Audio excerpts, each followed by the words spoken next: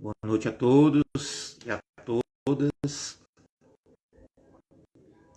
Sejam todos bem-vindos e bem-vindas.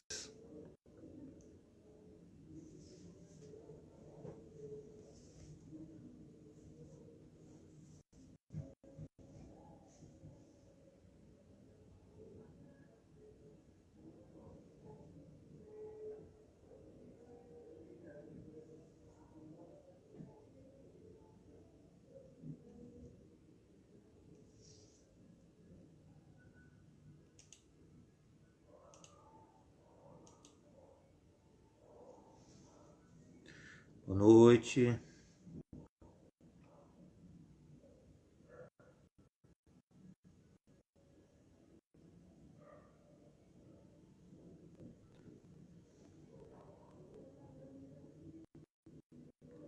Paz.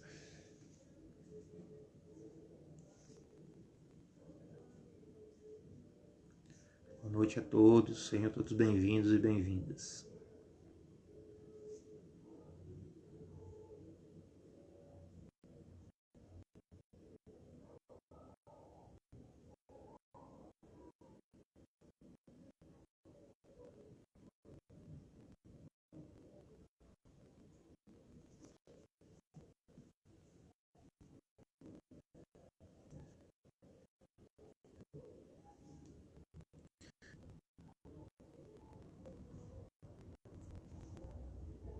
Boa noite, Michel.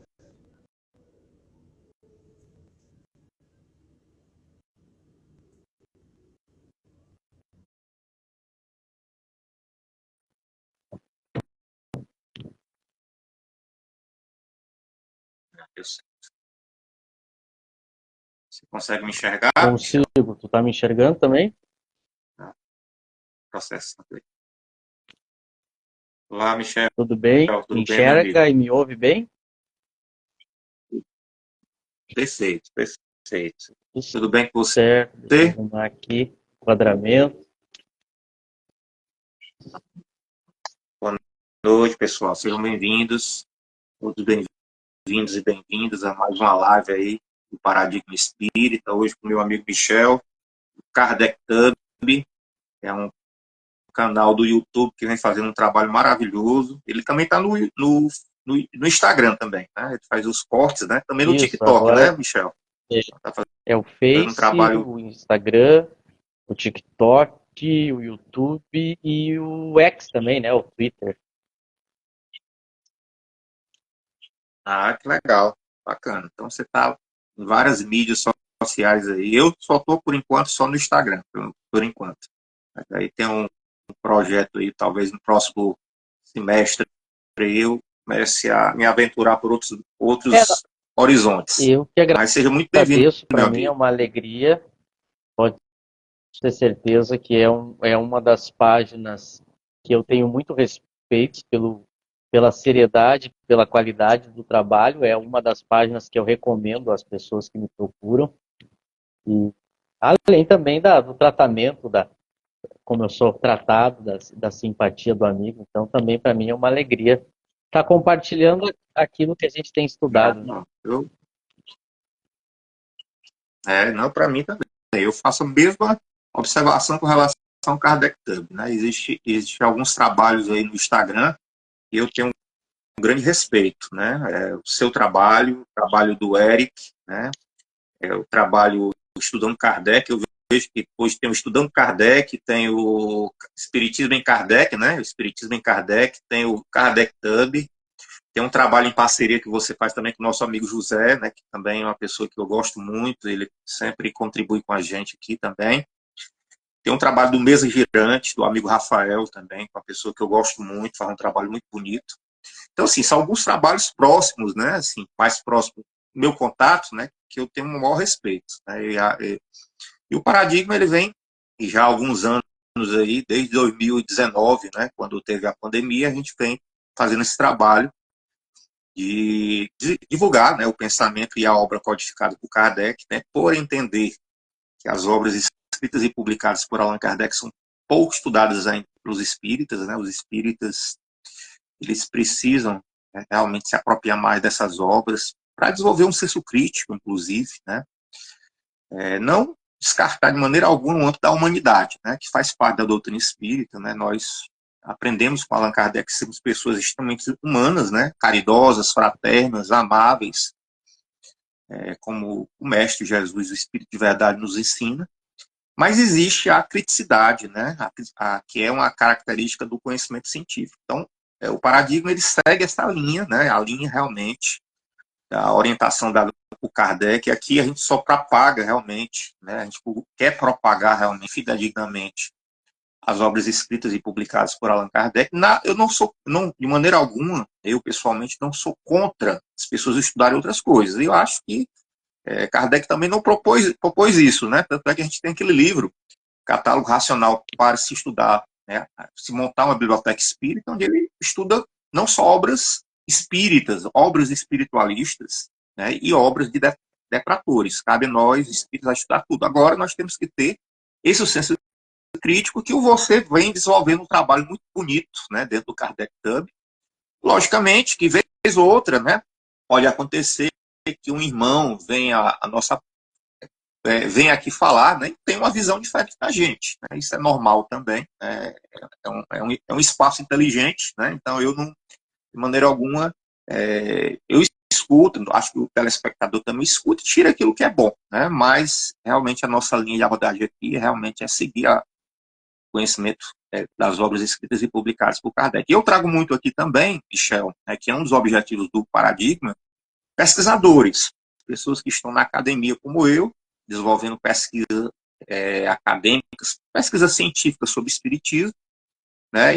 E também pesquisadores acadêmicos e não acadêmicos, né? Então, pessoas que fazem trabalhos também, mesmo não dentro da academia, fazem trabalho de grande relevância, né? Tivemos aí, semana passada, o Carlos Sete Bastos, né? Uma pessoa que eu tenho uma profunda admiração, é uma referência para mim, né?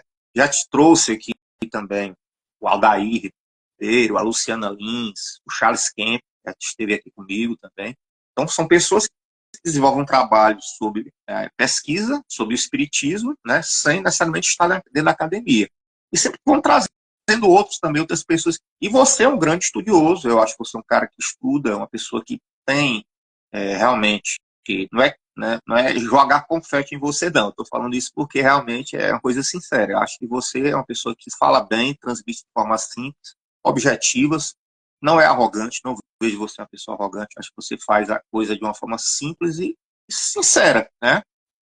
Sei que às vezes, como você, como eu, né, como outros, às vezes, quando nós somos sinceros, a gente acaba sendo, talvez, aí mal interpretado, né? Porque a gente acaba tocando a zona de conforto de algumas pessoas, né? Às vezes as pessoas estão condicionadas em um sistema de crença, que é um sistema de crença que impera dentro do movimento espírita, né? Existe isso também, né? Você estudar a história do espiritismo no Brasil e até fora do Brasil, existem momentos e às vezes as pessoas ficam presas a esses momentos, né? E quando escutam algo diferente, uma observação mais crítica, né? Começa a achar que aquilo é estranho, né? Mas a gente aprende isso com Kardec. Kardec constantemente nos faz esse movimento, né? E hoje aqui a gente vai ter um estudo muito bacana, né? Eu acho um estudo muito importante, porque é um dos temas, né, fundamentais da doutrina espírita, a prática da mediunidade, né? E aí eu vou fazer uma pergunta para você, para começar, né, logicamente, mas o que eu queria dizer é que é muito importante a gente conhecer, né, a proposta de prática da mediunidade dentro das obras escritas e publicadas por Allan Kardec, né? Por quê? Né? Porque talvez hoje no movimento espírita brasileiro e que sai internacional, a gente está tendo aí uma outra proposta, né?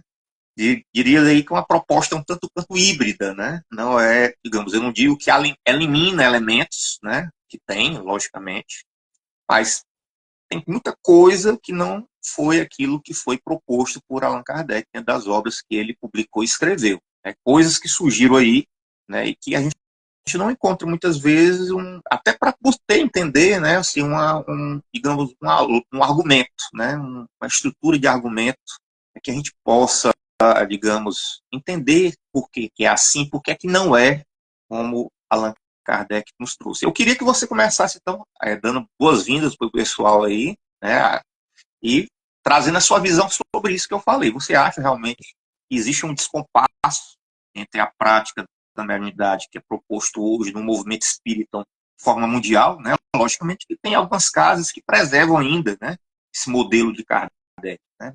Você acha que tem um descompasso daquilo que existe hoje com a proposta original? Eu queria Isso. escutar de você. Vamos por partes, né? Desejando, dando boas-vindas a todos que nos acompanham.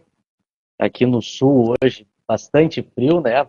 A previsão é de 1 grau negativo para amanhã, então o nosso Não, frio chegou aqui, né? Então, desejando boas-vindas a todos que estão nos ouvindo, que a gente possa contribuir de alguma maneira, né? Primeiro, a questão que tu muito bem colocou, e eu concordo, sobre a gente, sobre a gente buscar pessoas, pesquisadores que estudam a obra, que estão retomando a pesquisa da história do Espiritismo desde o tempo de Kardec. São pessoas que fundamentais e importantes que a gente tem que recomendar, a gente tem que ler, a gente tem que ouvir. Kardec mesmo, ele dá o grande exemplo, né? Eu sempre digo que a gente vai ver na Revista Espírita, Kardec coloca a, a tese espírita e também publica na íntegra aquele que pensava o contrário, demonstrando como ele tinha essa visão da livre discussão, né? Do, do debate bom, do debate sério, intelectual, né? Onde eu mostro todas as teses e aí o leitor, comparando uma com a outra, vai tirando suas conclusões. Eu considero essa a maneira mais justa de apresentar algum conhecimento e tentar propor alguma ideia, né? Então a gente tenta, aprendendo com Kardec, imitar ele, né? A gente apresenta com boa intenção o que a gente tem pesquisado, estudado e refletido, e deixa que as pessoas comparem com aqueles que pensam o contrário, né? O que a gente muitas vezes reclama é quando as pessoas pensam que não pode haver essa apresentação de teses diferentes. Então esse é o problema, né? Mas a gente tem aí muitas pessoas que estão fazendo isso. A gente veio de um século XX onde só havia praticamente uma visão só. Quem discordasse dessa visão era excluído do movimento espírita, e a internet proporcionou que hoje a gente vem aqui, fale o que a gente entende sobre espiritismo, e as pessoas que comparem com outros autores, outros criadores de conteúdo, tirem suas conclusões, né? Lembrando sempre que o criticável é quando a pessoa não quer justamente que a crítica seja feita, ou a antitese, né, seja apresentada. Então, esse eu acho que é o primeiro ponto. O segundo é que, de novo, usando Kardec como referência, sempre por comparação, né? A gente tem que comparar aquilo que ele deixou escrito com aquilo que foi feito ou dito depois, né? E no nosso entendimento, e é o entendimento de muitos que estudam Kardec, o modo de tratar a mediunidade, ele é bem diferente. Ele tem, como tu bem colocou, alguns elementos que concordam, que se parecem, mas em geral, né, a gente tem muitas diferenças. E essas diferenças, que às vezes são desconhecidas do próprio movimento espírita, as pessoas que fazem parte do movimento espírita organizado, das casas espíritas, às vezes elas estão praticando coisas ou repetindo coisas que elas colocam como espiritismo, mas elas nem sabem quando que começou, quem que disse, quem que falou, por que disse, por que falou. Então esse é o grande problema, né? E a gente procura mostrar que há uma orientação de Kardec muito completa, muito boa sobre o entendimento e a prática da mediunidade. E no nosso entendimento, comparado até a todas aquelas outras linhas que tentam propor uma prática da mediunidade, a de Kardec é a mais racional, a que traz mais resultados, a que traz mais benefícios. Então, por isso que a gente apresenta ela, defende ela e compara com o que é feito. Por exemplo, a nossa conversa de hoje, que é mais para o lado prático, ela não tem nenhuma novidade, porque tudo que a gente tem para falar já está lá no livro dos médiuns. Às vezes a gente diz coisas que as pessoas ficam surpresas, ou elas ficam pensando, meu Deus, mas aonde que está tudo isso que ele está trazendo de revolucionário, de novo? E está lá no livro dos médiuns. Né? Na verdade, está lá. Bastava ter lido ou ter lido com atenção, e a gente vai ver que as orientações já estavam lá. Muitos dos debates e das discussões do movimento espírita já estava resolvido lá em Kardec. Mas como as pessoas não leram, ou elas não leram com atenção, ou elas leem e elas são influenciadas a interpretar conforme outros autores, outros espíritos, outros médiuns, outras casas espíritas, elas às vezes não enxergam que estava ali já o texto, embora ele seja muito claro. Então eu vejo sim uma diferença na prática, tanto nos seus objetivos quanto nas recomendações de como ela deve ser feita. E considero que Kardec é simples, ele é prático, ele é racional e ele é mais completo do que as que eu conheci até hoje, pelo menos. Eu também concordo. Eu, assim, pelo que eu já estudei, né, eu não sou uma pessoa nova em espiritismo, né, eu posso dizer assim que eu sou uma cria, né, da doutrina espírita, continuo estudando cada vez mais. Eu estou com 35 anos de doutrina espírita, né, 35 dias. Eu passei aí pelo menos 17 anos da minha vida dentro da doutrina espírita sem estudar as obras de Kardec. Foram 17 anos, né? E aí, isso ainda na década de 90, né, quando na época que não tinha mídias sociais, né, ainda estava a internet, tinha surgido, e aí começam os meus estudos pelos chats, né, o BIRC IRC, o antigo IRC, depois, aí vai evoluindo, Messenger, até chegar numa estrutura chamada Pautalk, né, era um ambiente de áudio e videoconferência. Eu comecei a fazer parte de salas de estudos da doutrina espírita, né, só escrevendo, né, aquela zoadinha da internet ainda, né, discada ainda, eu acordava e ficava lá nos grupos, todo dia estudava. E aí quando eu fui estudar dentro de um grupo, estudavam Kardec, pessoas que tinham 20, 30, 40 anos estudando Kardec, e eu entrei naquele grupo para estudar, eu vi que parece que aquele meu conhecimento doutrinário de cerca de 15, 16 anos, parecia que não existia, né? Poxa, eu não sei muita coisa, né? Foi aí que me deu o insight aí de começar a estudar, né, as obras escritas e publicadas por Allan Kardec, isso antes ainda do ano 2000, né, e comecei a estudar, e até hoje estudo, mas nunca me fechei, né, de maneira alguma a outras obras, né, outros ensinamentos, né, sempre utilizando o senso crítico, mas assim, até hoje não encontrei, né, se eu posso dar o meu depoimento, né, como uma pessoa que está constantemente aprendendo, né, já tem certa estrada, eu nunca encontrei nada melhor, né. E eu sempre digo, sabe, Michel, o pessoal que está comigo nos cursos que o Paradigma desenvolve, né, às vezes a gente busca as novidades fora das obras escritas e publicadas por Allan Kardec. Mas eu sempre lanço um desafio. Quando você estudar as obras codificadas por Allan Kardec, você vai perceber que não é novidade. Já foi abordado. E às vezes é abordado de uma forma tão ampla, tão profunda, que aquilo que você achou que era uma novidade deixa de fazer sentido, porque você começa a ver que aquilo ali, na verdade, não é consistente. A minha orientadora, né, eu tenho uma orientadora de doutorado agora, ela diz o seguinte: como uma tese ela não é consistente, ela não se sustenta, ela vai cair. Né?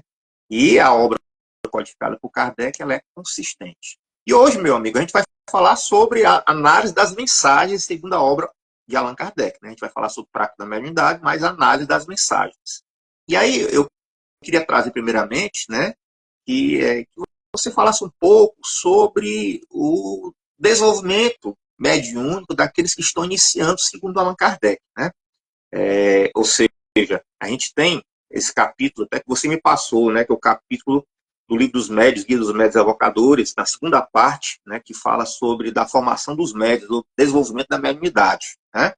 E lá nesse capítulo, Kardec fala, né, primeiro ele coloca, né, ele estava estudando muito a questão das psicografias, né, a mediunidade psicográfica, né, que é uma mediunidade de efeito inteligente, né. Você vai ver, a gente vai estudando, né, na obra de Kardec, tem os efeitos, as manifestações de efeito físico e as manifestações de efeito inteligente. E Kardec estudou essas manifestações de efeito inteligente, olhando inicialmente aí, começo, né, dentro de um ponto de desenvolvimento, colocando o estudo da psicografia. Mas aí, independente da psicografia, ele fala do desenvolvimento da mediunidade das pessoas que estão iniciando, né? E ele pergunta, ele coloca uma coisa muito interessante, ele diz assim, geralmente a pessoa que está iniciando, ela tem a necessidade, ela quer se comunicar com os espíritos. E aí eu trago para você, dentro do que você já estudou, qual foi a orientação dada por Kardec com relação à prudência, né? Como é que deve ser esse processo de quem está iniciando o processo mediúnico, né? Essa pessoa ela tem que ter norteamento, a gente encontra esse norteamento dentro das obras codificadas por Kardec, ou é só ela sentar numa mesa ou ficar em pé e começar a incorporar, achando que aquele que está sendo o espírito que está se manifestando por ela realmente é um espírito que ela acha que é, né? Queria que você falasse um pouco sobre isso. Primeiro, o ponto interessante para Kardec na mediunidade é o resultado do conteúdo que advém dessa mediunidade. O mais importante na prática da mediunidade vai ser o conteúdo. Sempre vai ser o conteúdo. Então, a forma ou a própria faculdade em si, ela é irrelevante se eu não tiver me relacionando com bons espíritos e esses espíritos me trouxerem um bom conteúdo. Então, esse é um dos primeiros pontos que vai diferenciar Kardec do que foi feito no movimento espírita. No movimento espírita, as pessoas se impressionaram muito com o médium e a faculdade do médium. Nossa, esse médium é extraordinário, ele recebe espírito de tudo que é jeito, ele psicografa de tudo que é jeito, ele recebe centenas de espíritos. Nota, isso para Kardec é irrelevante. Porque o que interessa para Kardec, na obra dele, é o conteúdo que vai vir dessa mediunidade. Agora, toda a questão do tipo de faculdade, se ela é uma faculdade extraordinária ou não, bom, mas se ela for uma faculdade extraordinária e dessa faculdade eu estiver me relacionando com espíritos inferiores, ela não vai servir para nada, pelo contrário, vai me trazer prejuízo, porque eu vou estar me relacionando com espíritos que sabem tanto ou menos que eu, e eu vou estar me relacionando com espíritos, inclusive, que vão me mentir, vão me enganar. Então, esse é um dos primeiros pontos que as pessoas se iludem. Elas se iludem com a faculdade do médium. Então, quanto mais extraordinária é a faculdade, a pessoa julga que é isso que dá a qualidade da mediunidade. Não é. A qualidade da mediunidade é o tipo de espírito que se comunica através daquela mediunidade. Pode ser um médium simplesmente de inspiração e a mediunidade dele ter mais utilidade do que um médium que faz objetos se mover, materializa espíritos, psicografa com o pé, ao contrário, em outra língua. Veja, isso aí tudo é só simplesmente o meio, mas o meio, ele é, nesse sentido, irrelevante. O que importa mesmo é o conteúdo. Esse é o primeiro ponto. Então, ele vai mostrar que eu preciso de um conhecimento para praticar mediunidade, como eu preciso de conhecimento para qualquer coisa. Agora, o conhecimento para a prática da mediunidade, ele é muito simples, ele não é algo complexo, não é uma coisa que exige que a pessoa tenha um intelectual extremamente desenvolvido, é uma coisa, são recomendações simples, rápidas, e que basta que a pessoa leve a sério e pratique aquilo ali. Então, o que a gente vê é que a gente tem dois problemas que as pessoas se enganam com a mediunidade.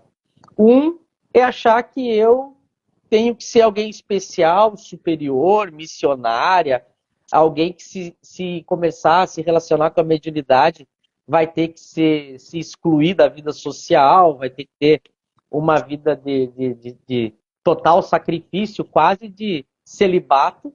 Esse é um equívoco.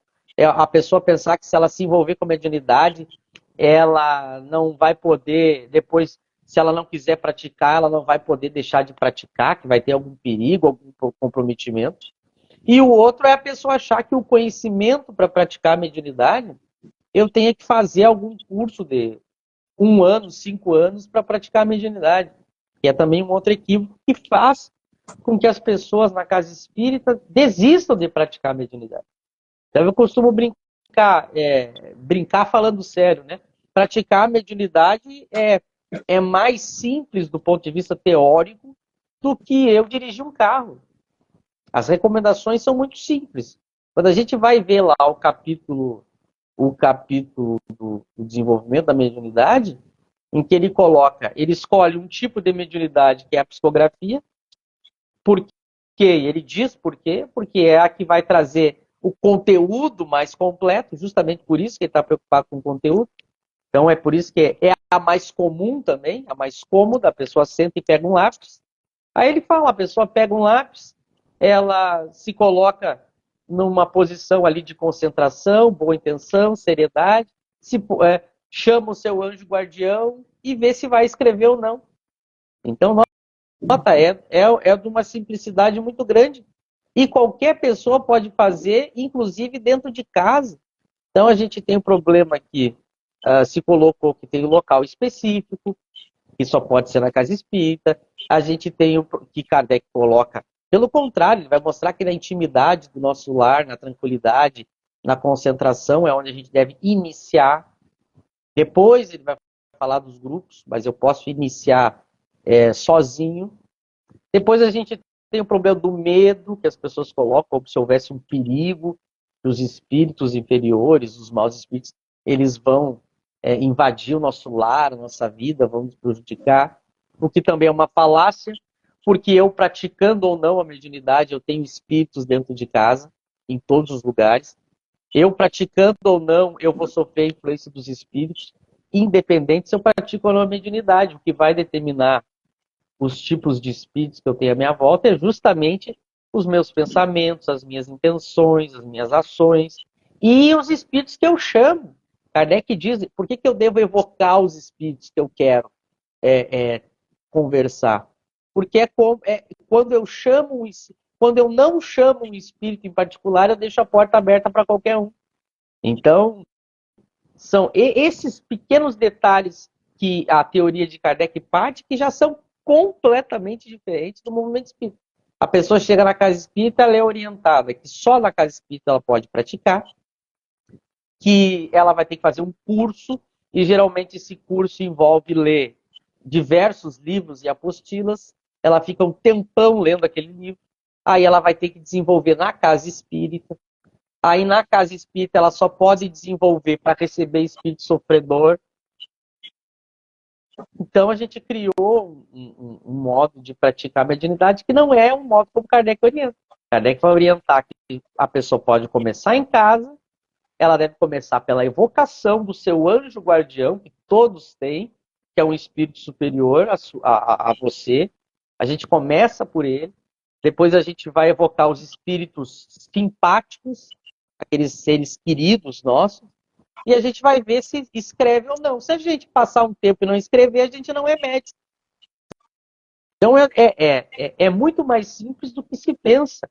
Mas como as pessoas criaram mitos, como as pessoas criaram falácias para desviar as pessoas da prática, foram mitos criados justamente para que as pessoas não praticassem a mediunidade. Hoje se coloca vários problemas, vários senões para praticar a mediunidade, são senões que não estão na obra de Kardec e nem fundamentado na obra de Kardec. Perfeito, Michel. É importante isso, pessoal. Está no Livro dos Médios, Guia dos Médios Evocadores, no capítulo 17, Desenvolvimento da Mediunidade, Formação dos Médios, Desenvolvimento da Mediunidade. Isso que a gente está falando aqui não é criação da cabeça do Michel, da cabeça do Césio, está lá. Leiam, né? Estudem o que está escrito, certo? Vocês vão perceber que é um modelo realmente diferente. Né? O Michel falou muito bem. Existe toda uma orientação para quem está iniciando o processo médium. E o Michel falou muito bem. Né? Não precisa necessariamente ser feito dentro de um âmbito, de um grupo, né?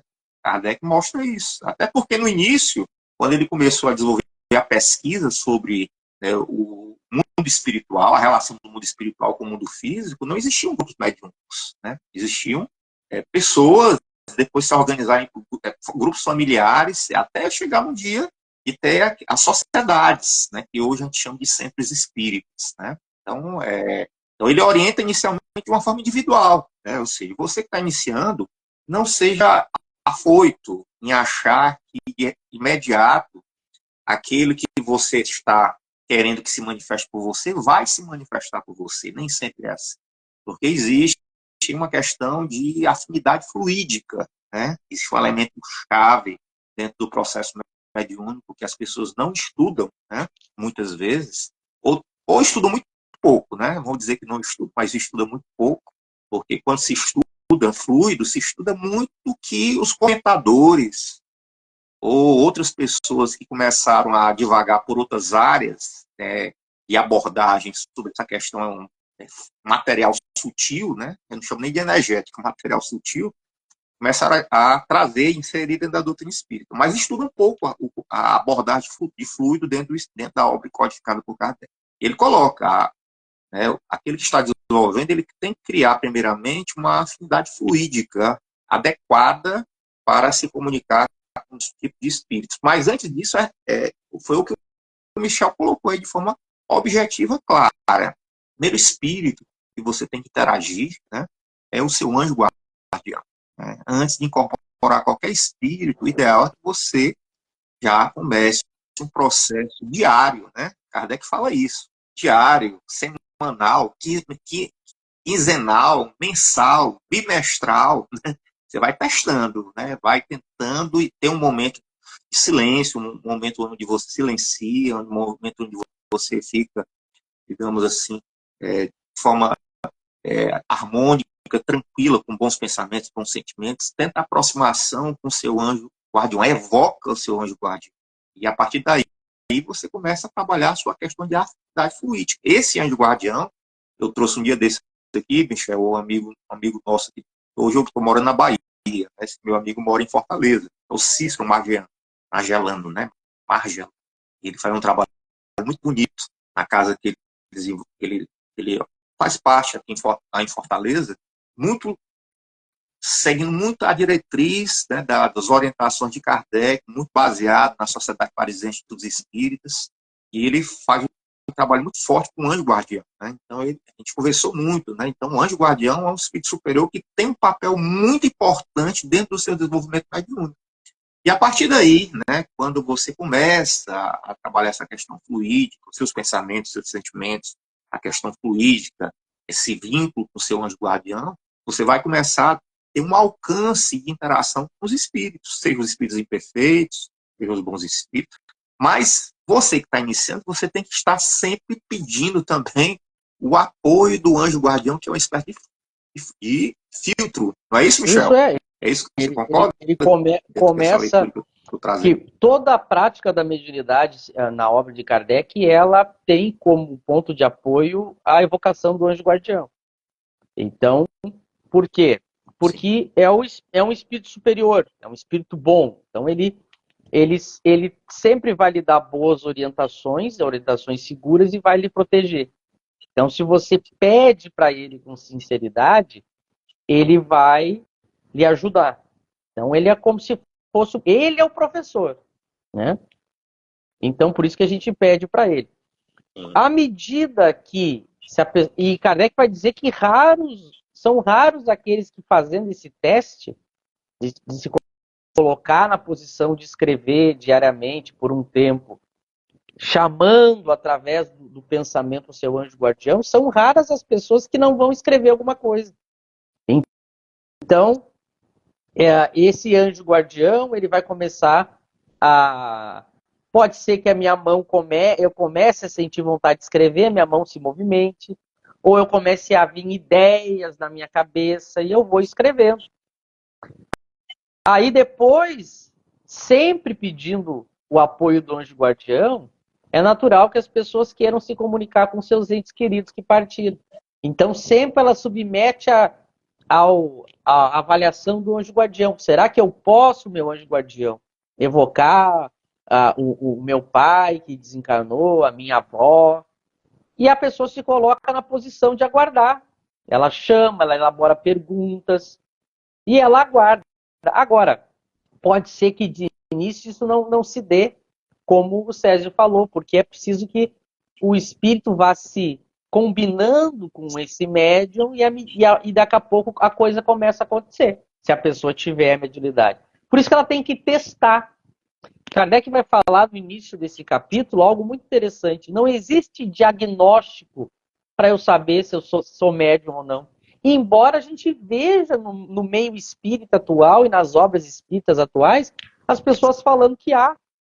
Kardec vai dizer o seguinte, você quer saber se é médium? Só há uma maneira, testando, experimentando. Então, você vai pegar diariamente, na tranquilidade, aí, no horário que lhe sobrar, 15 minutos, meia hora por dia, ou nos dias que forem possíveis, vai evocar o anjo guardião e vai esperar. Claro que se a mão não se mover sozinha, que é a chamada mediunidade mecânica, que é mais rara, eu posso ter ideias que começam a surgir na minha cabeça. E a pessoa que está iniciando, Kardec vai comentar isso, a pessoa que está iniciando, ela fica preocupada, será que essas ideias são minhas ou não? Mas aí Kardec vai dizer, como você está desenvolvendo, de início você não se preocupa com isso. Você deixa aquelas ideias virem e vai passando para o papel. Com o tempo, você vai analisando o conteúdo e vai vendo se aquelas ideias são suas ou não. Mas isso aqui são coisas que eu não tinha pensado. E a mesma coisa, quando eu for receber na prática e evocar algum parente meu, algum conhecido, é a mesma coisa. Eu fico na posição ali aguardando. Quando a mensagem vir, como é que eu faço para saber se é ele ou não? Eu analiso a mensagem. Se a mensagem tiver de acordo que eu possa reconhecer a identidade daquela pessoa ali, é uma grande probabilidade que é ela. Então o exercício é esse. Então a pessoa ela vai testar, ela vai sempre evocar o anjo guardião, tanto para conversar com o anjo guardião e aprender com ele, tanto para receber outros tipos de espíritos, que são os seus entes queridos, seus amigos, alguém que desencarnou. Você submete ao anjo guardião a ajuda e vai pedindo conselhos. Por exemplo, um espírito lá do seu parente desencarnado se comunicou e ele está pedindo alguma coisa, alguma orientação, alguma prece. Você conversa com o seu anjo guardião novamente sobre essa situação, da melhor maneira para ajudá-lo. Então, o anjo guardião vai fazer parte sempre do processo. Né? E depois eu vou evocando outros tipos de espíritos. Claro que eu posso ser médium e eu posso desenvolver a mediunidade e alguns espíritos eu não vou conseguir receber. Porque o tipo de mediunidade que eu tenho, essa chamada simpatia fluídica acaba não acontecendo e eu não consigo receber todos os espíritos. Mas aí é sempre pelo conteúdo, pelo teste, pela evocação, pelo anjo guardião. O sistema é bem simples. E claro que, à medida que eu vou recebendo coisas, eu vou tirando também as dúvidas com outros grupos, com outros médiums, com outras pessoas que estudam, para ir tirando as dúvidas. Eu vou vendo, por exemplo, a gente vai aprender que o anjo guardião ele nunca vai dizer absurdos, ele nunca vai nos pedir coisas sem sentido, ele nunca vai se ofender se a gente questionar, se a gente contrariar a vontade dele. Eles respeitam a gente. Quando é um espírito que quer tomar conta, que quer tirar fazer a gente sair daquele processo natural, racional, equilibrado, não é um espírito bom, então eu não tenho que fazer tudo que ele quer. Veja, são detalhes que vão sempre norteando toda a prática.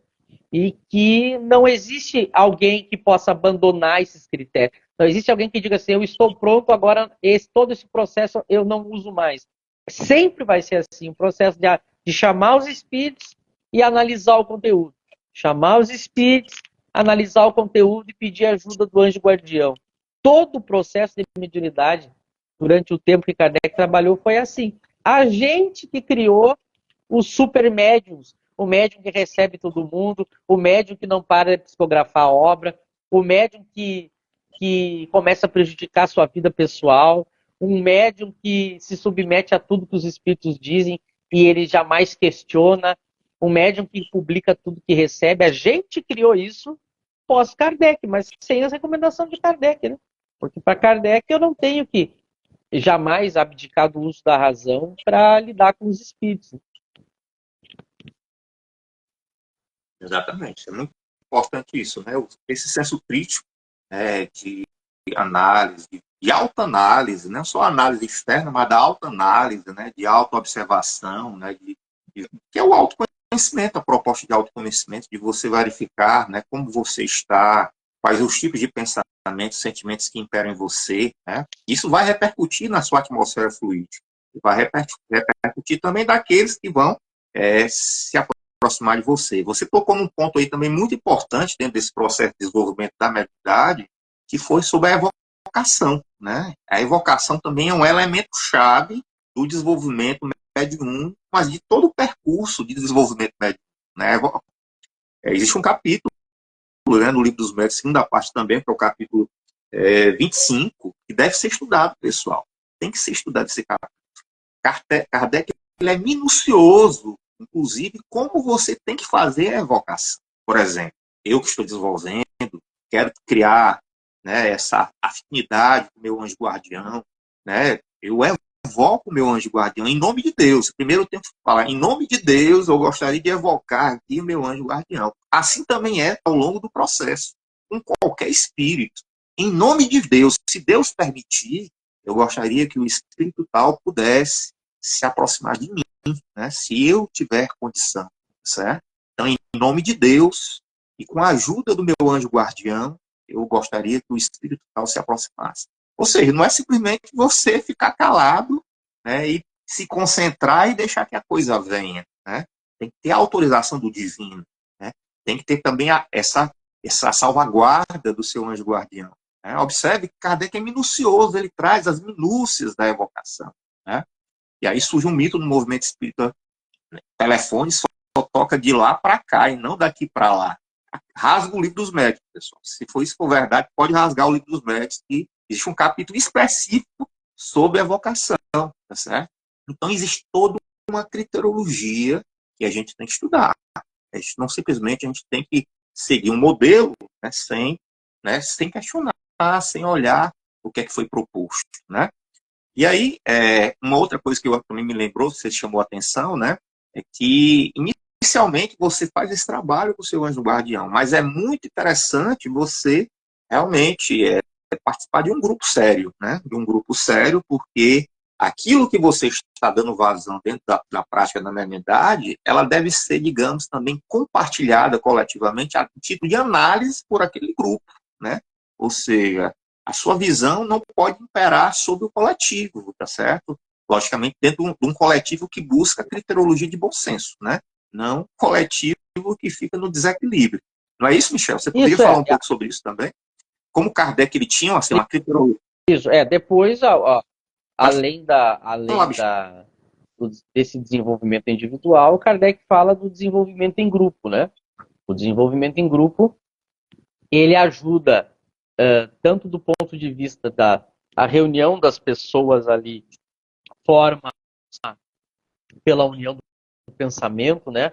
Uma influência fluídica muito mais forte que naturalmente pode a mediunidade se desenvolver se a pessoa tiver. Então, o próprio contato com outro ser humano acaba desenvolvendo uma força fluídica que às vezes sozinho não acontece, né? E também porque, como o César falou, em grupo a gente aprende, a gente tem outras visões, a gente tem outros questionamentos, outros pontos de vista sobre o conteúdo da mensagem. Claro que eu não preciso abandonar a prática individual ou a prática mais particular, porque é claro que há questões que eu vou tratar com o meu anjo de guarda ou com os espíritos amigos ou os meus parentes que são particulares. Então, por exemplo, eu vou invocar o meu anjo guardião para tratar de determinados problemas morais, pessoais meus, que eu não vou tratar e expor num grupo. Então, há dificuldades pessoais nossas que a gente não vai tratar em grupo. Há certos detalhes, conversas que a gente vai ter com os nossos amigos ou parentes que desencarnaram que a gente não vai levar para o grupo. Então, cada um tem a sua utilidade, né? E há comunicações dos bons espíritos que só têm utilidade particular, é por isso que serve o grupo, aliás, a prática individual. É claro que às vezes é difícil encontrar um grupo, a gente sabe que é muito difícil encontrar um grupo sério que siga Kardec. Hoje, as casas espíritas têm um modelo de grupo de prática mediúnica que não segue Kardec, é um modelo de grupo que não evoca os espíritos e que fica simplesmente recebendo espontaneamente os chamados espíritos sofredores ou os chamados obsessores e fica, como eles dizem, tratando desses casos, né? Que não é um modelo kardeciano, né? Então as pessoas ficam lá recebendo espontaneamente, sem nenhum controle, ou seja, os grupos que fazem isso não se dão conta que se eu não tenho nenhuma forma de controle daqueles espíritos que estão ali se comunicando, como é que eu sei que não são espíritos que estão ali simplesmente fingindo uma história, contando uma história, para eu ficar perdendo tempo? Então, por exemplo, os espíritos ficam se comunicando, às vezes é o mesmo espírito que fica anos se comunicando, contando uma história diferente. Aí a gente recebe ele conta uma história triste, a gente ora, a gente fala em Jesus, a gente diz que encaminha, e a gente deixa de evocar as pessoas que realmente precisam de ajuda, que são aquelas pessoas que a gente conhece, que a gente tem como estudar a mensagem, reconhecer a identidade. A gente deixa de conversar com os espíritos superiores e aprender com eles, porque a gente colocou na cabeça no movimento espírita que a gente tem que ajudar o outro, e simplesmente a gente acha que ficar recebendo espírito sofredor é ajudar. Então a gente se coloca na posição de os ajudantes, como se fossem médicos. Nós somos os que ajudamos, nós somos os que resolvemos. Isso é uma postura que não existia em Kardec. Essa postura que o movimento espírita desenvolveu de se colocar como as pessoas que ajudam. A gente precisa de ajuda, a gente precisa evoluir, a gente precisa eliminar a nossa ignorância, a gente precisa aprender com os bons espíritos, a gente não é professor de nada. Aí a gente fica anos na casa espírita praticando algo que a gente não tem nenhum tipo de controle racional, nenhum, porque vem um espírito lá, por exemplo, o espírito Zé, e conta uma história. Aí eu fico semanas conversando com ele, mas espera aí ele não me dá informações nenhuma, eu não sei nem se ele existe, se ele existiu, quem que é ele, quem é. Eu não tenho controle nenhum para saber se aquela comunicação é verdadeira, se aquela comunicação é falsa. E aí ele vem, conta uma história. Então esse é o problema das pessoas que se submeteram apenas às comunicações espontâneas. E não era assim em Kardec. A gente vai ver que a maioria das comunicações eram de evocação, e aquelas espontâneas que aconteciam, que eram a minoria, elas tinham algum sentido, ou elas tinham algum ensinamento que o conteúdo dava o selo de garantia, o conteúdo dava a garantia, ou ela tinha uma identidade daquele espírito que se comunicava, seja revoltado, seja precisando de ajuda, que Kardec e os envolvidos podiam averiguar. Tem vários exemplos que Kardec disse que depois que aquele espírito se comunicava, eles iam conferir os jornais da época e estava lá a notícia de que aquele fulano morreu. Então, essa é uma questão muito importante que às vezes o movimento espírita não se atina. Imagina, as pessoas pegam um dia da semana da sua vida, um horário na semana da sua vida, fazem isso por anos. E elas simplesmente sentam lá passivamente, recebem um espírito que diz qualquer história e as pessoas ficam por anos sem saber, sem ter nenhum controle. Elas podem estar fazendo aquilo ali e se perguntar para elas qual é o controle racional que você tem do trabalho que você está fazendo. Como é que você sabe que não são espíritos? Não são espíritos se passando por sofredores. Qual é o controle que você tem?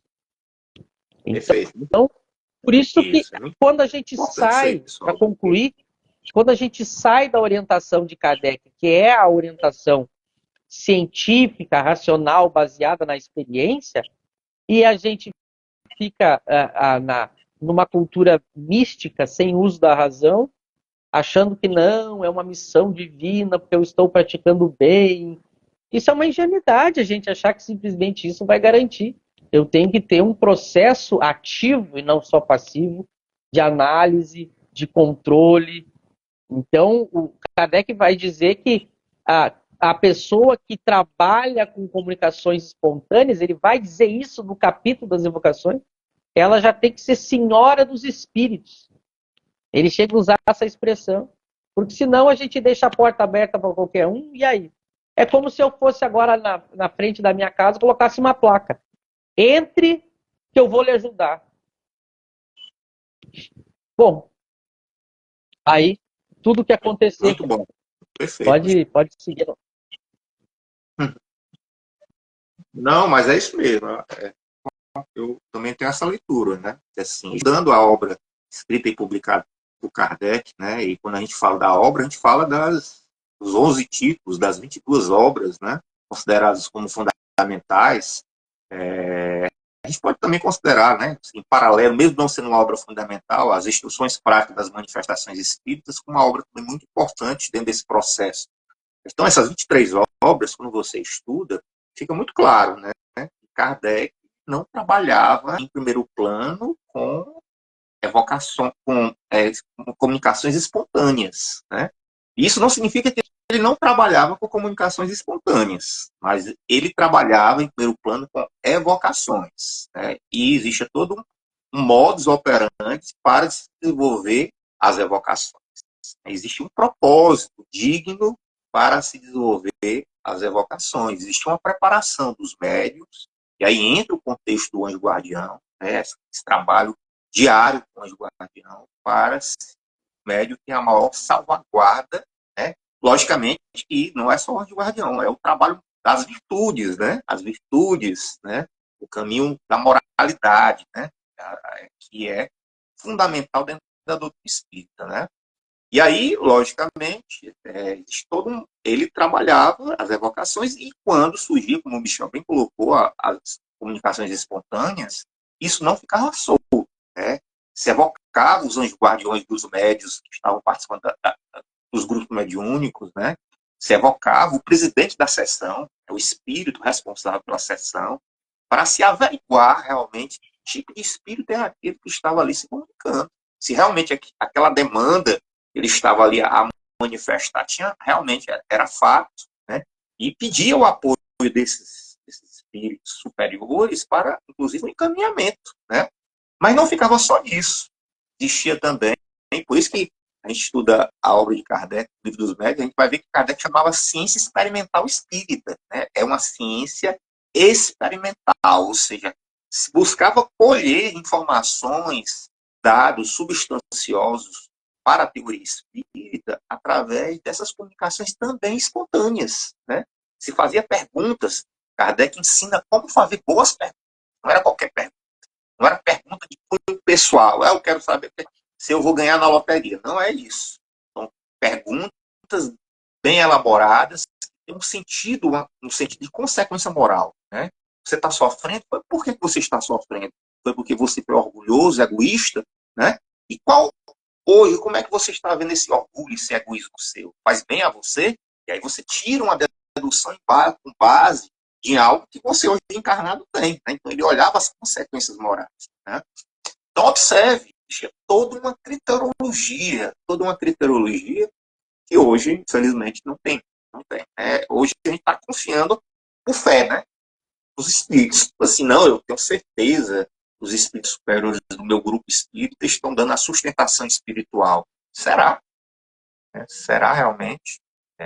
Que tipo de trabalho é desenvolvido na casa espírita? Eu não estou dizendo que não tenha, pessoal. Estou dizendo que a gente tem que olhar com cuidado o que é que está sendo feito, né?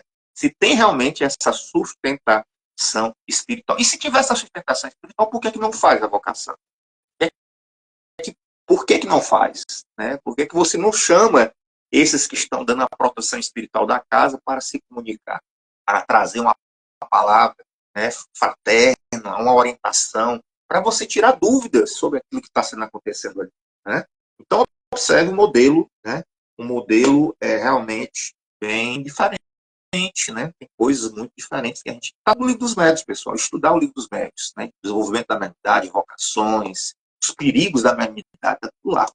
E eu queria entrar com você agora, Michel, no nosso segundo tópico, né, que foi esse artigo da Revista Espírita, né, Revista Espírita de novembro de 1859, né, um artigo muito que tem como título "Devemos publicar tudo aquilo que os espíritos dizem", né? Devemos publicar tudo aquilo que os espíritos dizem. Kardec pensou sobre isso, tá certo? Até ele começa assim: devemos publicar tudo aquilo que os homens dizem, né? Será que vai agregar, né? Devemos publicar tudo aquilo que os espíritos dizem. Então, o que é que você poderia, né, dentro da sua reflexão sobre esse artigo, trazer para a gente? Que a ideia que se tinha na época dele, que depois se modificou no movimento espírita, por isso que às vezes o movimento espírita tem dificuldade de entender.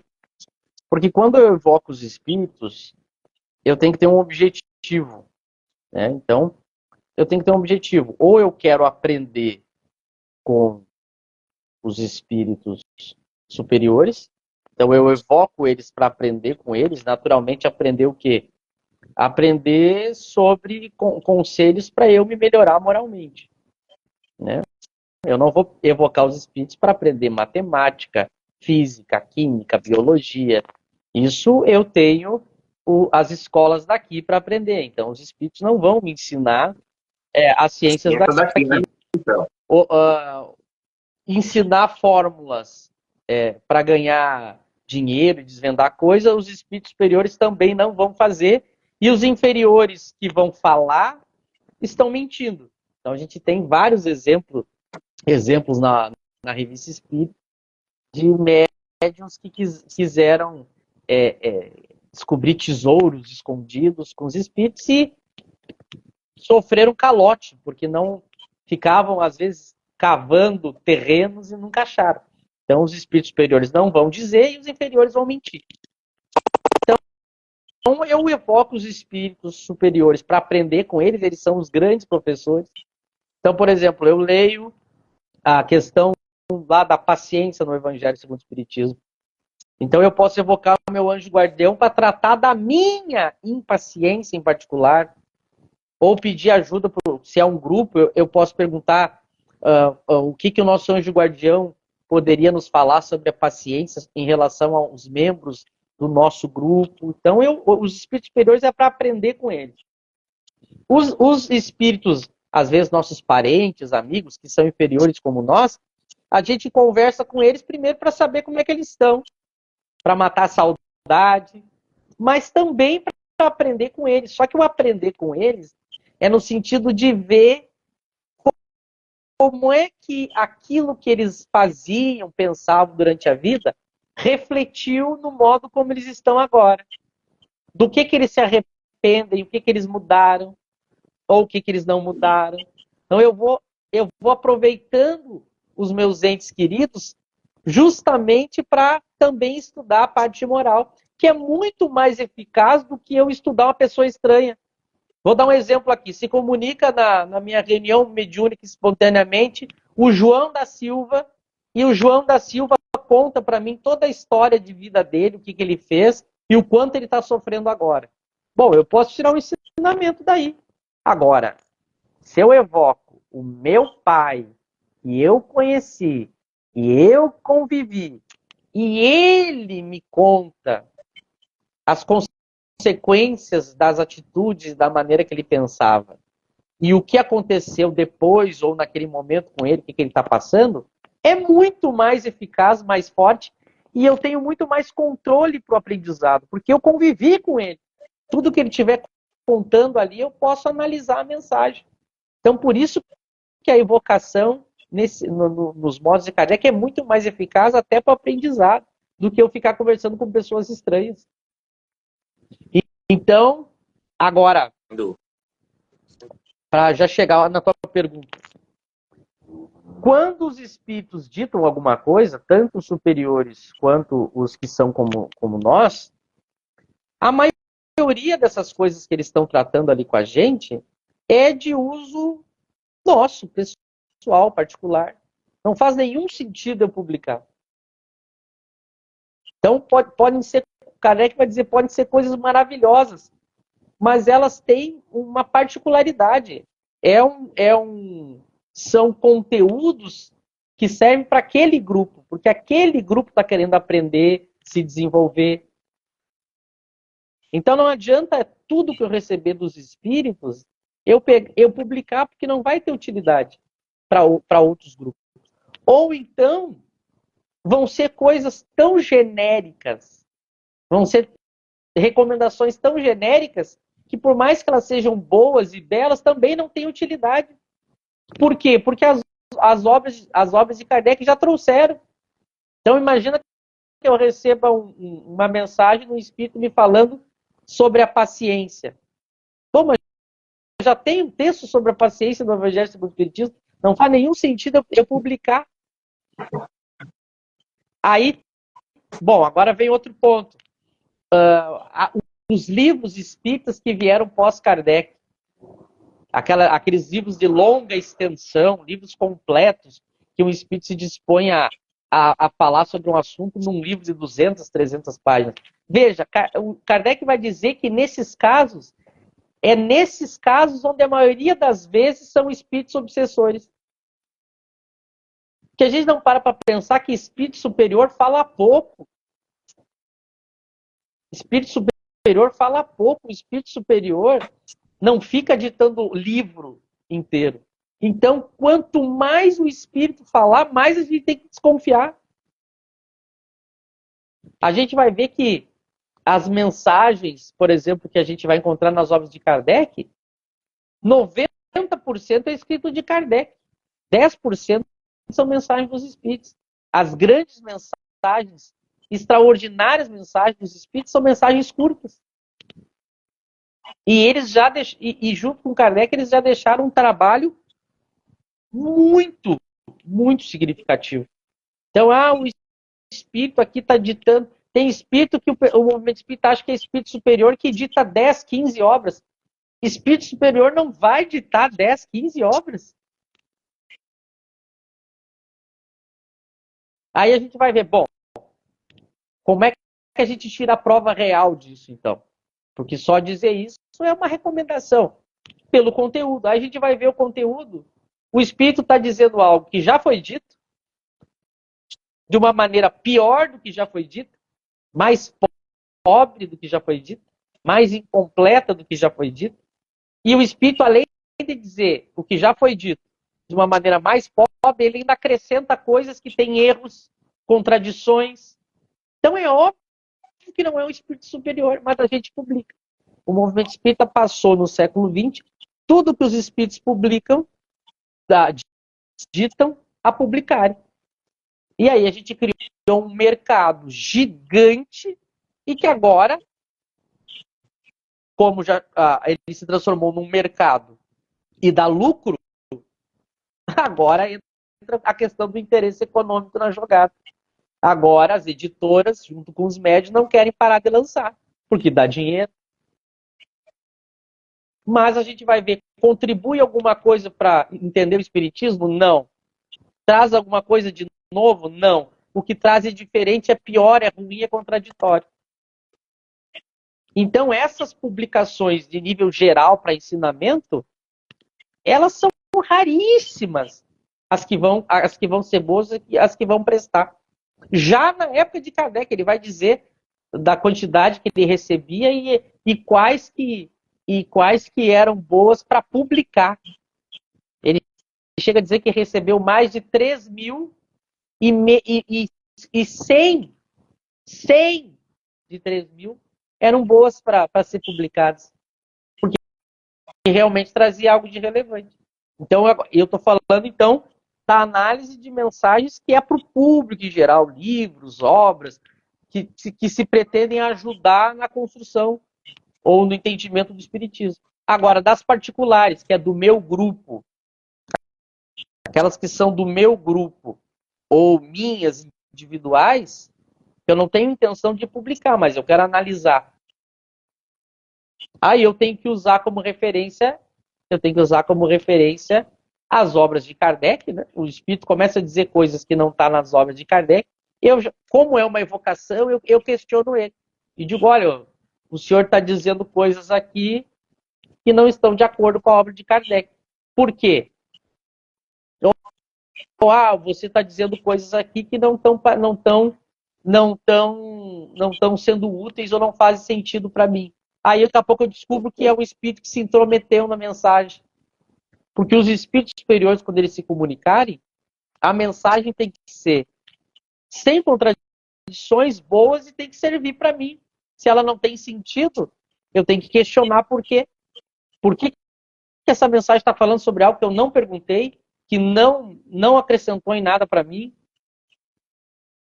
Nota, então é sempre um processo de análise, e que na dúvida eu jogo fora. Na dúvida eu jogo fora. E agora o movimento espírita fez o contrário, né? O movimento espírita não pratica individualmente, porque o movimento espírita acha que tem que salvar os outros. Ele acha que ele é caridoso, então ele tem que ajudar os outros. Ele não está na postura mais do estudante, do aprendiz, de quem precisa de ajuda. Ele está na postura já do professor. E, em sentido geral, a gente publica o que qualquer...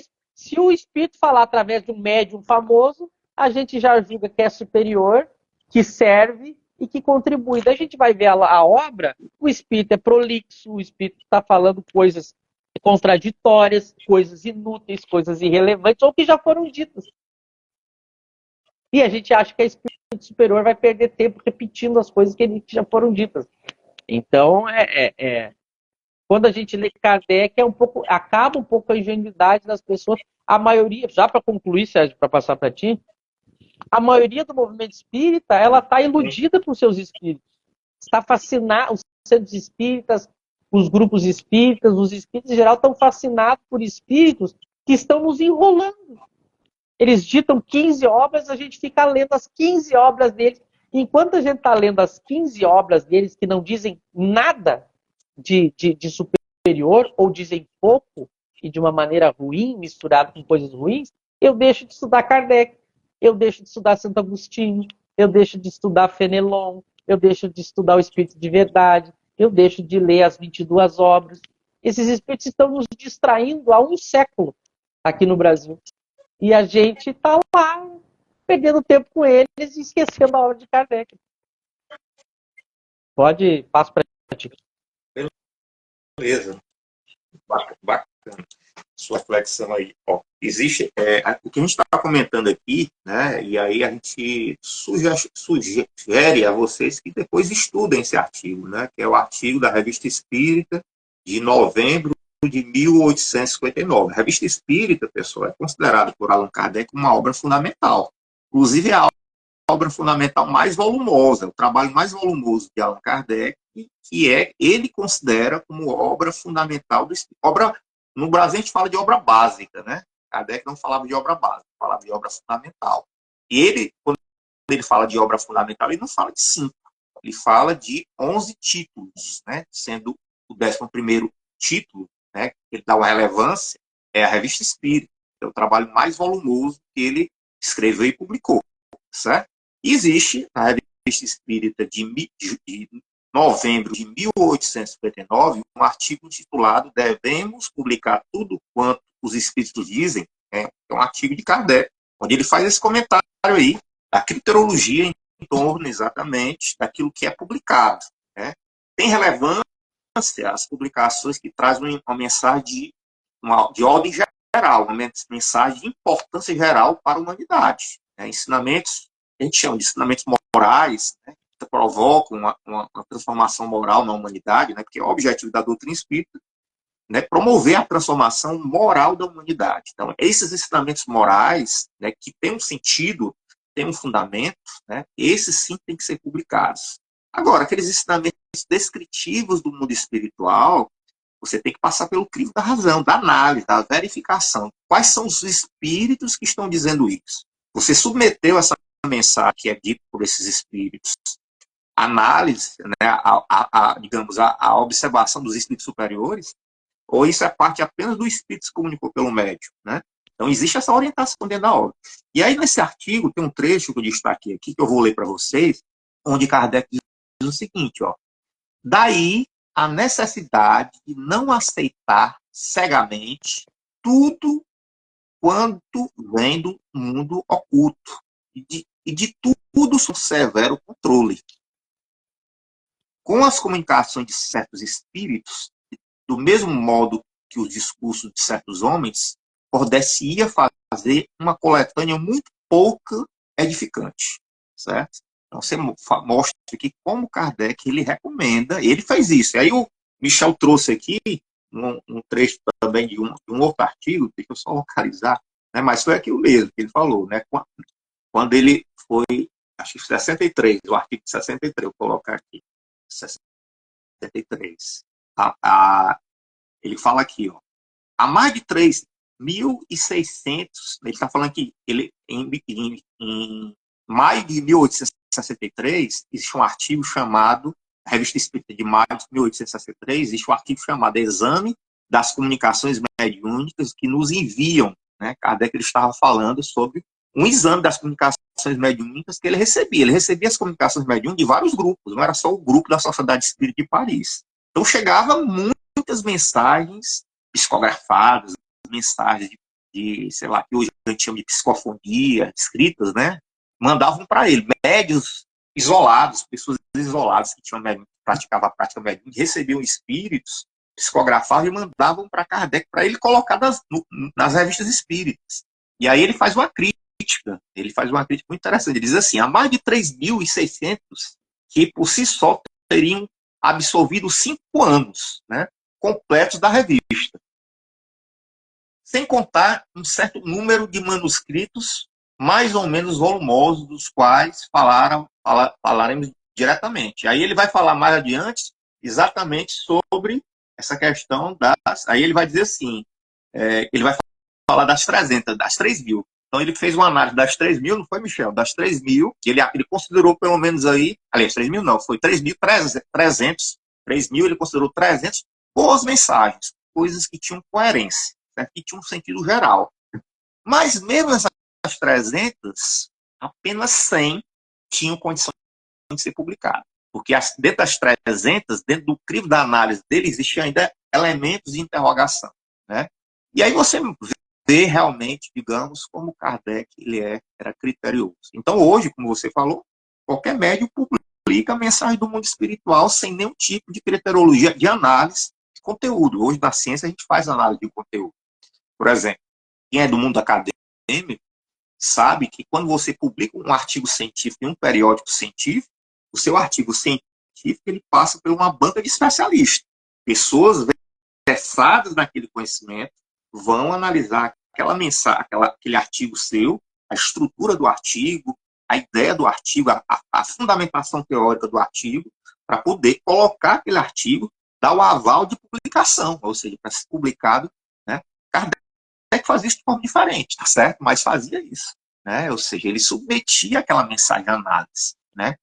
E aí ele vai colocar um ponto, né, que é importante lembrar, que ele diz, deveriam os médicos, quando foram tratar sobre certos assuntos, estudar mais profundamente aquele assunto, para não ser enganado sobre aquele assunto.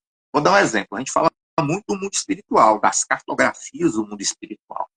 Quanto de nós estudou as cartografias do mundo espiritual do passado? Que a tradição budista traz a cartografia do mundo espiritual. Fala eles chamam de camas locas, né? Locais espirituais, né? Você vai ter, por exemplo, a mitologia grega fala, né? Do inferno de Hades, né? Dante Alighieri fala, na Divina Comédia fala do céu, do inferno, do purgatório. Então, quanto de nós estudou isso antes de estudar essas inscrições do mundo espiritual? Então, se nós tivéssemos estudado isso, né, com certeza a gente não ficaria tão impressionado com as inscrições que são trazidas hoje por vários médios, né? A gente escutaria essas inscrições, mas passaria a analisar essas inscrições, né? olhando, inclusive, com aquilo que está dentro da referência, do referencial do material da própria obra escrita e publicada por Kardec. Mas seria isso, né? E aí eu queria que você falasse mais, né, sobre esse exame das comunicações mediúnicas, para a gente finalizar. Isso. Isso está tão bom, né? O Que pessoal aqui bom, está só eu não consigo ver elogiando. os comentários, se tiver alguma questão também pode trazer. Mas tu lembrou uma parte muito importante desses dois artigos aí da revista, que Kardec deixa muito claro que não basta a mensagem ter conteúdo bom para eu publicar. Porque por exemplo, ela pode ter coisas muito boas misturadas com coisas muito, muito ruins. Então, ela não é boa para ser publicada. Ela tem uma certa parte boa dela. Mas as pessoas... Como se fosse assim, viu, Michel? Eu faço analogia, imagine um jardim repleto de flores muito bonitas. Mas por trás dessas flores se escondem serpentes. Não, e é a tática dos espíritos. O que acontece? Os espíritos mentirosos, os espíritos pseudo-sábios, que são os mais perigosos, porque a gente acha que espírito perigoso é aquele espírito que chega dizendo que é contra Jesus, que é das trevas, que é do mal, que é contra a caridade. Esses espíritos eles não são perigosos. Por quê? Porque ao falar, a gente já sabe, olha, se trata de um espírito aí revoltado, bravo, irritado. Os espíritos perigosos são os mentirosos, são os que se passam por bons, por sábios. Porque esses, eles mentem, eles enganam, eles trapaceiam, eles iludem. Esses são os perigosos. Então, a tática desses espíritos mentirosos é o seguinte: eles falam coisas boas que é para você baixar a guarda, e junto eles dizem um monte de bobagem para você ficar dando atenção para ele. Kardec vai dizer, não falta espírito querendo se comunicar. Se tu abre a porta para qualquer um, aí o espírito vem, dá uma mensagem. Ele vê que o médium aceitou cegamente, que o médium achou lindo. Ele vai e dita mais 20. Mas aí ele viu que o médium gostou, publicou, tem um público que está consumindo, tem pessoas que estão idolatrando o médium, o espírito. Aí ele dita um livro, 2, 3, 4, 5, porque enquanto não chega alguém e bota o dedo na ferida e diz assim, olha, começa a questionar, usar a razão, analisar, para ele é uma festa. Então, muitos dos nossos médiuns conhecidos do movimento espírita foi assim. O espírito chegou, disse que era superior, ditou um livro, 2, 3, 20, 50. As pessoas, em vez de analisar a mensagem, idolatraram tanto o médium quanto o trabalho daquele espírito. O espírito, imagina para o ego do espírito, esse espírito mentiroso. Olha, tem uma plateia aí me idolatrando. Ele vai ficar a vida inteira, como muitos ficaram, psicografando obra. E aí, a gente vai ver, ninguém aprendeu, as pessoas deixaram de estudar, as pessoas se desviaram do verdadeiro estudo, deixaram de aprender, começaram a ter práticas na sua vida que era só para seguir aquilo que o espírito queria. São pessoas que seguem um espírito só. Agora, imagina a decepção das pessoas ao desencarnar, descobrindo que esse espírito não era superior de verdade. A gente passou tendo como mestre um espírito pseudo-sábio. Então, Kardec vai ter todo esse cuidado. Muitos espíritos, na época de Kardec, se comunicaram querendo trazer revelações das revelações, querendo ensinar coisas, explicar. E aí, quando chegava nas mãos de Kardec, ou o espírito tentava falar isso na sociedade espírita de Kardec, ela dava com a cara na porta. Porque na hora Kardec interrompia o espírito, não deixava ele extravasar as bobagens, as mentiras que ele queria colocar, e Kardec já desmascarava o espírito ali mesmo. E o espírito sabia, bom, aqui não dá, né? Aqui as pessoas pensam, raciocinam, criticam, analisam. Então esse espírito vai embora. Agora, se a gente não tem essa análise crítica e aceita tudo dos espíritos, eles fazem a festa. E aí o espírito fala, a gente vê o seguinte, quando a gente analisa as mensagens dos espíritos pseudo-sábios, os mentirosos, Kardec dá exemplos, no próprio livro dos médiuns tem as mensagens apócrifas, mas a gente pode pegar aí as obras desses espíritos modernos. Qual é a tática deles? Eles falam em Jesus, eles falam no amor, eles falam no bem, eles falam em Deus. Aí a pessoa diz, olha que coisa mais linda. Mas junto com isso, eles dizem um monte de ideias que te prendem. Aí eles ficam falando um monte de bobagem e a pessoa fica ali a vida inteira em torno daquele espírito. Então eles usam essa tática. Por isso que Kardec vai dizer, não basta o espírito falar coisas de Deus, Jesus, eu tenho que analisar criticamente e racionalmente. Eu estou fazendo análise agora de uma obra que eu vou mostrar isso. O espírito, ele fala alguma coisa que soa estranho e na frase seguinte ele já coloca ali um Jesus, alguma coisa. Por quê? Por que eles colocam juntinho, grudadinho? Porque é a tática para passar aquela ideia, junto eles colocam algo positivo ali, que é para a pessoa não enxergar. Mas aí eles vêm e dizem que o Espírito fala em Jesus, mas aí diz que tem órgãos no mundo espiritual. Aí ele fala que tem... É o que hoje, viu, Michel? Hoje o pessoal do marketing digital chama de gatilho de autoridade. Coloca junto ali.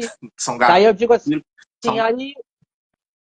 é uma técnica, não, é uma técnica vou dar um de exemplo. persuasão. Uma técnica persuasiva de convencimento. Essas obras narrativas, descritivas, são um exemplo disso. O Espírito diz assim, e aí o fulano de tal fez uma prece lembrando Jesus.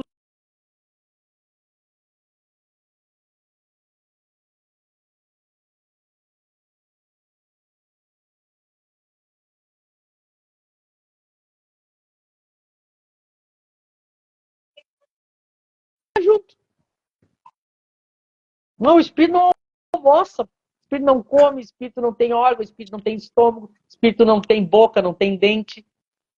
Mas eles colocam junto. Então é assim que eles fazem. E aí a pessoa fica, não, mas o Espírito diz que tem lá o Espírito que comeu. Daí a gente fica discutindo a comida do Espírito. E aí não foca no que é principal, que é a parte moral, que é o desenvolvimento das virtudes.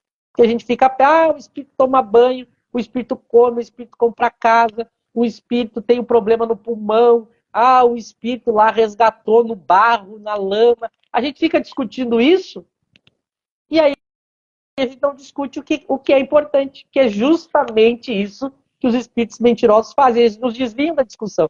Aí, em vez da gente pensar nas virtudes, na ética, na moral, nos pensamentos, na transformação das nossas atitudes, a gente fica discutindo isso. Então, eles nos desviam as discussões, eles pautam as discussões. Só que como é que a gente tem que proceder? O Espírito falou algo que contrariou a obra de Kardec, não vale. O Espírito disse aqui que ele estava comendo. Bom, não há órgãos. Ponto. Não há órgãos. Então o Espírito não pode estar comendo.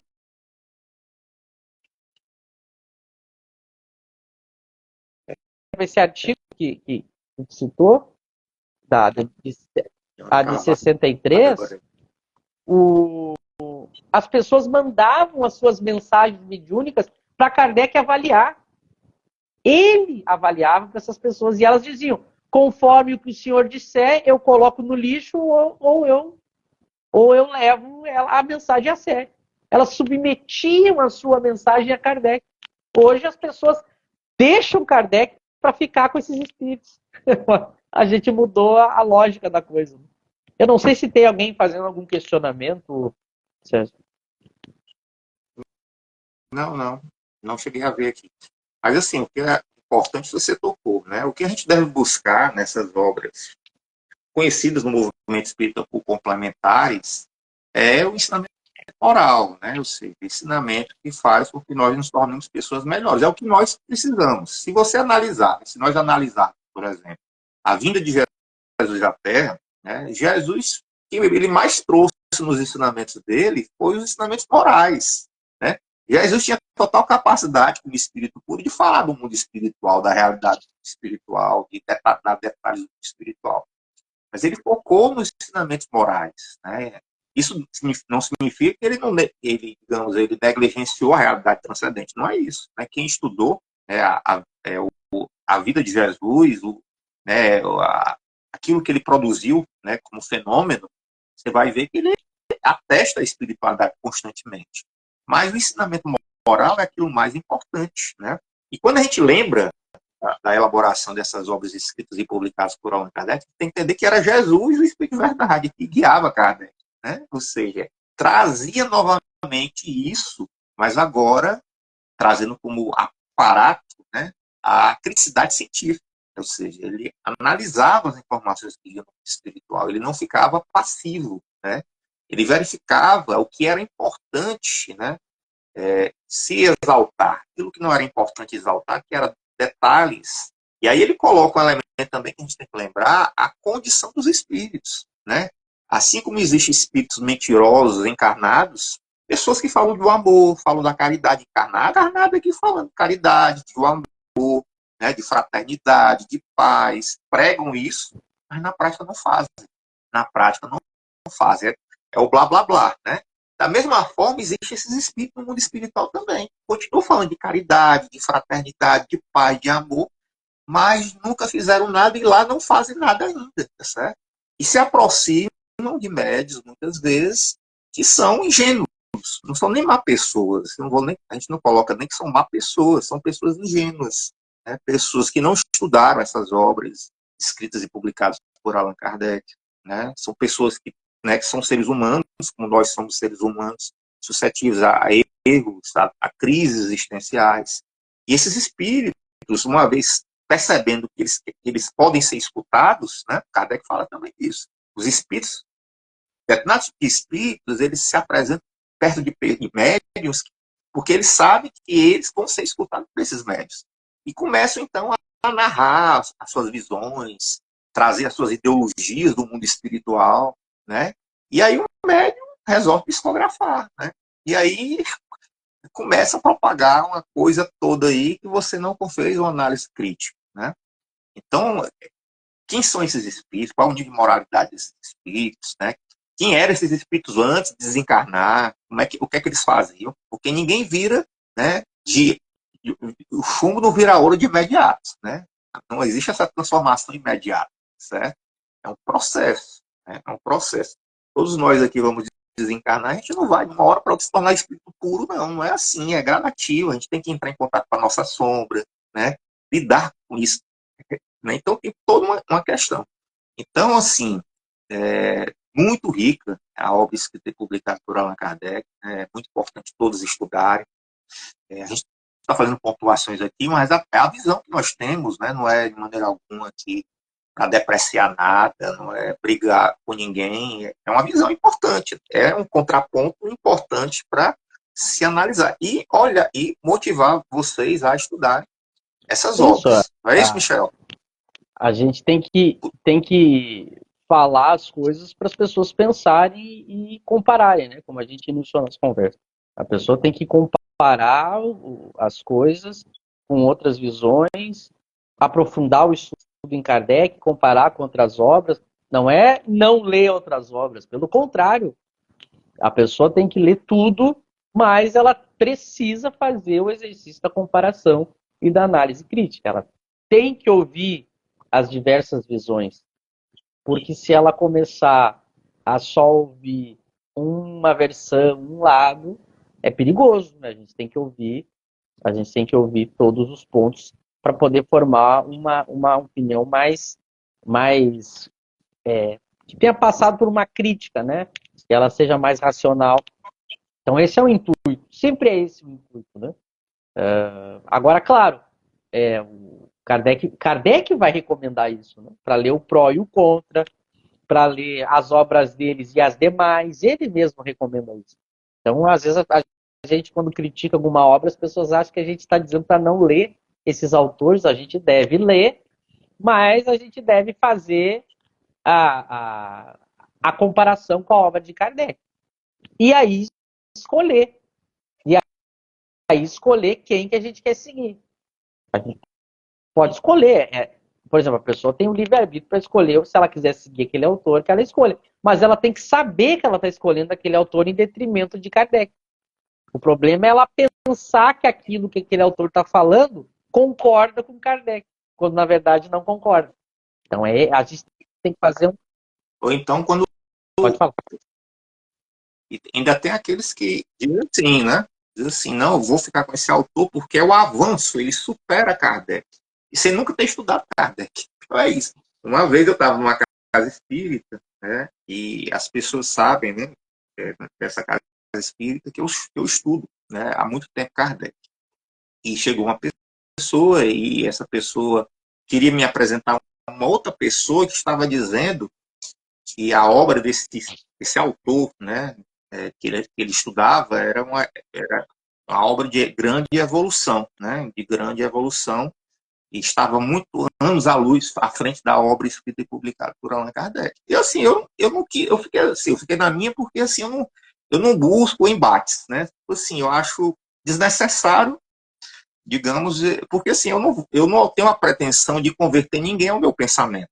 Eu não tenho esse objetivo. Né? Eu tenho a forma de pensar, né? Não me fecho a outras formas de pensar, contanto que eu vejo a fundamentação, né? Isso é uma postura até científica que eu tenho, né? Se você me trouxer algo, se afirmar uma coisa para mim, você me trouxer um argumento, eu vejo que tem fundamentação, eu vou estudar aquele seu argumento. Isso não significa que eu vou aceitar o seu argumento, eu vou estudar o seu argumento, né? Mas tem pessoas, né, que se aproximam de você, né, e querem te convencer, e tem outras que querem convencer a outra pessoa. Eu não tinha isso. Então, a pessoa chegou perto de mim e disse assim, ó, fulano de tal. Aí eu perguntei, baseado em que você diz isso? Aí ela falou isso, isso, isso. Eu disse, pois é, esse seu isso, esse seu isso, esse seu isso é questionável por isso, por isso, por isso. Tá certo? E assim, gerou uma situação desfavorável para ela, comigo, ela ficou meio encabulada, porque ela achava que eu ia fundamentar ela, achar que era, e eu não concordo com isso, certo? Então, assim, para mim, eu não encontrei nada melhor dentro da doutrina espírita que as obras escritas e publicadas por Allan Kardec. Todas as outras obras, eu respeito, né, eu posso ter um respeito, mas todas elas eu submeto à crítica. Né? Não encontrei nada ainda que fosse tão bem elaborado, bem estruturado, né, com tanta fundamentação como as obras escritas e publicadas por Allan Kardec. Né? Mas, como você colocou, aprender a Kardec é estudar todas e fazer análise, como você faz. Eu acho que você está fazendo uma análise de obras muito interessantes, mas colocando pontos que tem que ser colocado mesmo. E é isso, Michel. Queria que a gente pudesse encerrar, né? Já vou chegar a 1h30, acho que foi ótimo aqui. Como você é amigo, com certeza a gente vai ter outros momentos aqui mais à frente para a gente explorar coisas ainda que a gente tem que explorar, né?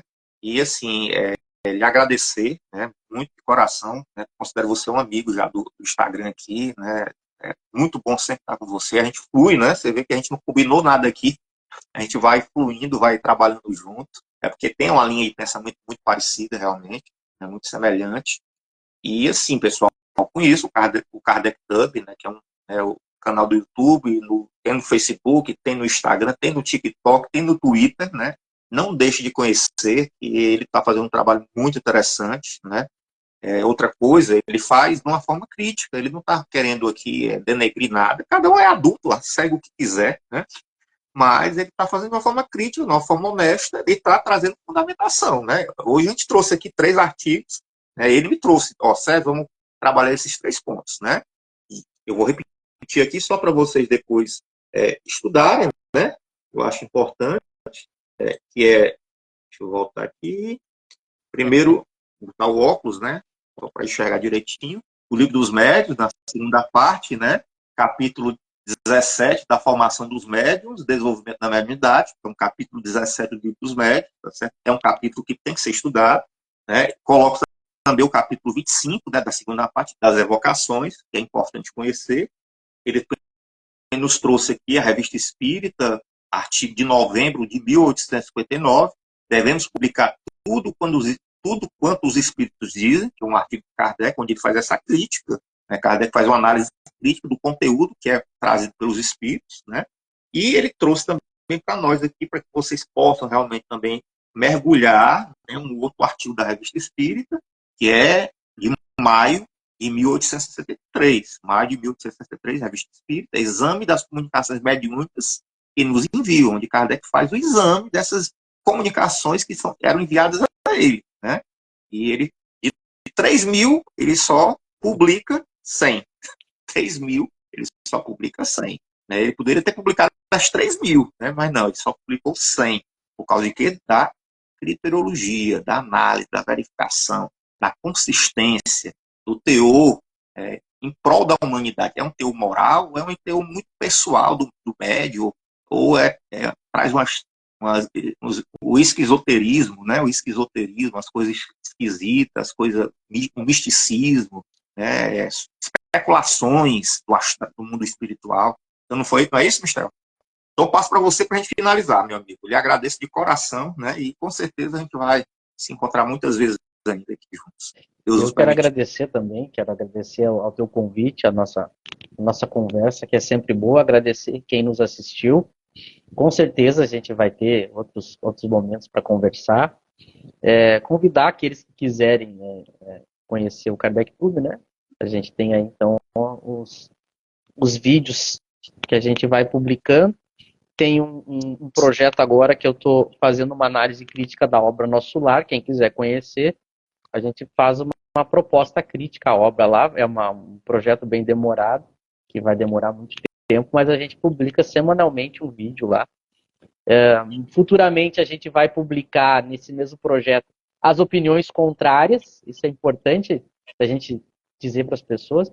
A gente vai durante aí 1 ano ou 2 fazer toda uma análise crítica da obra e assim que terminar a gente vai abrir um espaço no mesmo projeto para todos aqueles que quiserem falar, publicar os seus vídeos contrariando a nossa análise crítica. Então a gente vai deixar lá a nossa análise e aqueles que vão contrariar ela para as pessoas terem acesso, né? Então, para ser, digamos, um trabalho o mais completo possível dessa obra, tanto de diversos pontos de vista, daqueles que criticam, aqueles que defendem, vai ficar tudo lá, né? Não vai ser só, eu não vou só apresentar a crítica e depois não vou dar espaço para quem pensa o contrário, né? Vai ficar lá, inclusive, a opinião e a fala de quem quiser falar. Isso vai acontecer. Então, eu convido quem quiser conhecer.